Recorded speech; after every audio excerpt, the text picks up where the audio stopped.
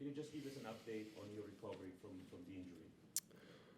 Yeah, I mean, obviously this time of the year is a lot for a player like me with the pressure and expectation and, just managing the body. I think, the top players, a good example is Novak, we're always kind of managing something. The tennis season's so long. So, I'm relatively feeling pretty good. I wouldn't say fresh, but, I'm just really excited to be here again, obviously, after incredible memories last year with Thanasi and, the year I had last year at the Grand Slams as well. So I'm excited to see how things, unravel this week.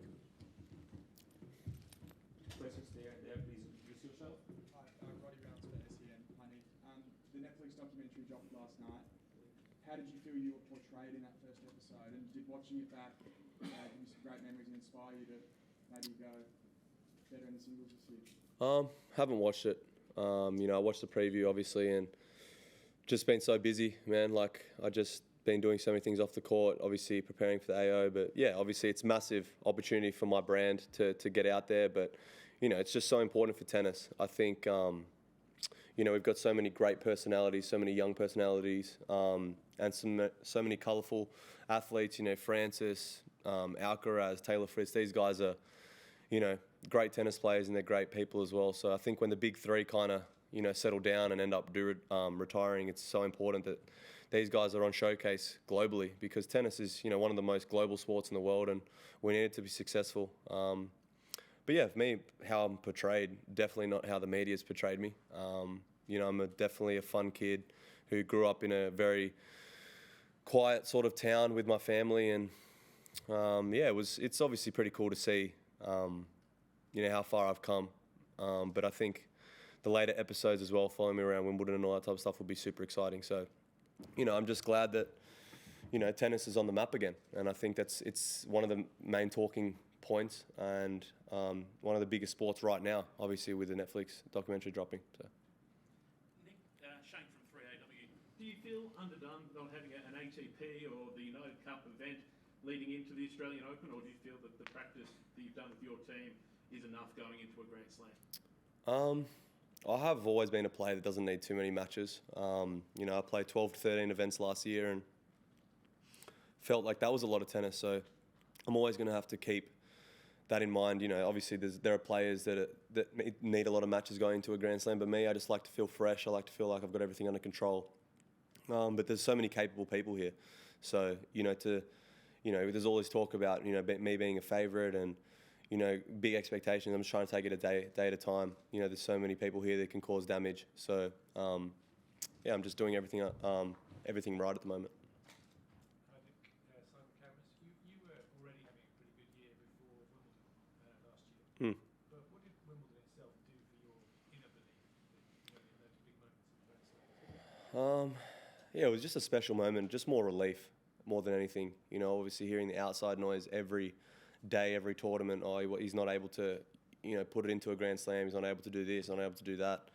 I always knew belief-wise that my level was there, but to be able to do it consistently was always the issue. But, I think it just kind of showed me how stressful getting to a slam final is, dealing with the outside noise, media commitments, balancing on-court, off-court recovery. These guys that have won multiple Grand Slams, they're just animals, not only physically but mentally. So I don't get invested with anything before a slam that much anymore. And even during, I just kind of just roll with the punches and just go where the flow takes me and just trying to perform when I need to perform. That's it. But it was a lot of relief, honestly, that I was able to show it finally at a Grand Slam. You said your first time you feel the favorite in this Grand Slam. How this is make you feeling? Is more pressure on it or just enjoying that position?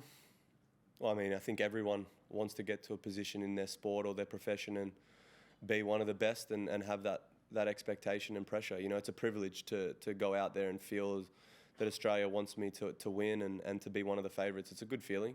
I walked in here at the Australian Open maybe 8-9 years ago as a wild card, and now to see how my career has unfolded and to get to a point where everyone kind of expects me to win and go far it's a good feeling. But there's a lot of stress as well. You know, I see it everywhere on social media, or everyone talking about, oh, how you feeling about Australian Open? Well, you're one of the favourites. It's hard to kind of just focus on what I need to do.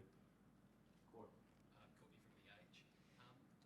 You spoke just before about belief from Wimbledon. I'm wondering, it might be linked to that, the lesson, what did you learn from both Wimbledon and from the US Open when you had that really good run, but a tight, tough loss to Hartchenok in the quarterfinal? What did you learn from those two Grand Slams about yourself and the tournaments?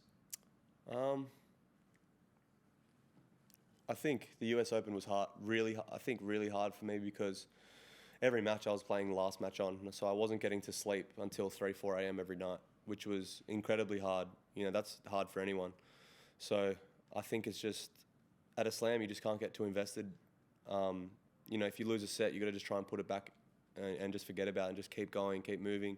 You got to do everything right, tick all the boxes. But I just know at the end of the 2 weeks, if things go well or, you know, things don't go well, I'm going to be emotionally exhausted after this. I need to look after myself all the time. I need to make sure that I'm, you know, getting right amount of sleep. I need to just, you know, I'm a human at the end of the day, and it can take so much. So, yeah, I just know going into it, it's going to be tiring. Carl from Danish media Ekstrabladet. There's a chance you might meet Holger Rune in the round 3. In Denmark, Holger Rune sometimes gets criticized for his behavior on the pitch, for losing his temper. As someone who also faced that kind of criticism, what would your advice be for a young guy like Holger? I mean, he's one of the best talents that we have in the sport, and he's got the ability to win multiple Grand Slams. And, you know, if I was Denmark or anyone who had Holger Rune, I would just make sure that they support him and give him all the support. He's a young guy. He's super young, and he's doing everyone proud around him, and he's going to deal with a lot of pressure and a lot of expectations. So instead of, you know, criticizing him, and, you know, you focus on the positives, what he's able to do already, what he's done in such a short period of time. You know, he's so young, and he's beating guys like Novak Djokovic in the final of Paris. You know, focus on that rather than the 30 seconds of when, you know, things get out of hand for 30 seconds. How good is he over the 95% of the time? He's amazing. So, you know, I'm super excited. I saw him in my little section of the draw, but I'm not looking forward at all. You know, I'm focusing on everyone, you know, one match at a time, but he's an exciting talent. Super good guy as well, and, you know, I've got to know him a little bit over the last couple of months, and he's going to have an unbelievable career. He's a super hard worker. So, yeah, I would just tell Denmark to just embrace that. You know, he's the best player for your country. So just remember that. Melbourne's from AAP. Nick, you spoke about how busy you are. It seems like everyone wants a piece of you. Do you find those kind of opportunities, say like last night, like give you energy, or do they sort of take your energy away? So you kind of need to manage, you know, what you say yes to, I guess. Yeah, I mean, obviously it's hard finding the balance, but, you know, last night I look at the fact that I'm able to raise $250,000 for charity and, you know, make Novak feel right at home at the slam where he's had the most success. You know, all the people that are just there to see me have fun, and I'm doing Kids Day today. I mean, that's always been a big priority for me, is, you know, I have this platform now where I'm able to, you know, inspire the youth, you know, do great things with it. So no, it's not really taxing for me personally. Obviously, everything takes energy, but at the same time, it's so rewarding to see. You know, I go out there yesterday with a couple young kids, and they're posting on Instagram today saying it was the best day of their lives. You know, that's powerful. That's what us as athletes can do, and I'll never slow down with that sort of stuff. You know, I think that's why I've got to the position I'm in. You know, someone like me, if you saw in the Netflix documentary, I looked like a potato for the first 10 years of my life.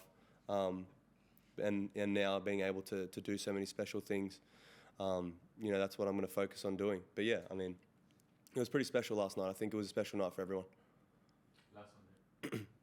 Nick, San Francisco, are you keen to sort of play most of the first week on Cain Arena, or do you expect Nick to be Rod Laver? I guess what are the differences between the courts? I don't necessarily mind anymore. You know, I've played so many matches over the last year on the biggest courts in the world.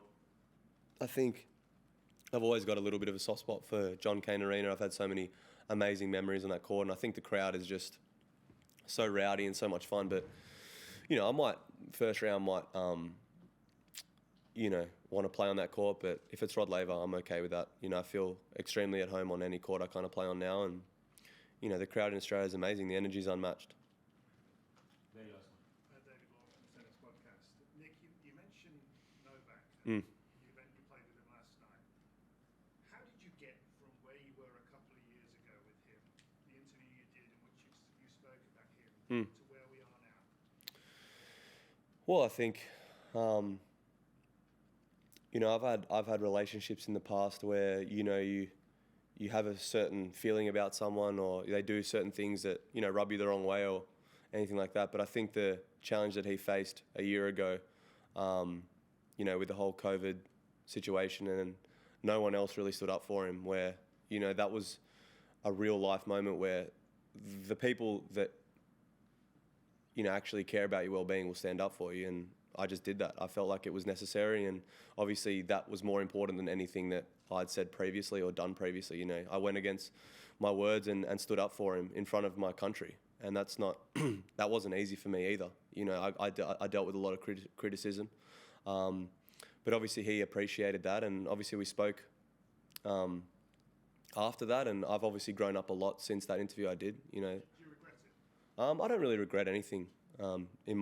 I think life's too short to regret. You know, you kind of learn from these experiences, and they're all kind of building blocks. So, no, I don't regret it. But at the same time, I think that it's made our relationship even more special now that it's kind of, you know, gone from a rough sort of place to now we're helping each other out on the biggest stage, and we're just great competitors. And to think that I'm able to do that with one of the greatest of all time is cool. You know, I think my relationship with the big three is all different. You know, I'm really close with Novak now, quite close with Roger, and me and Rafa. We just do that when we walk past each other. So, yeah, it's pretty cool.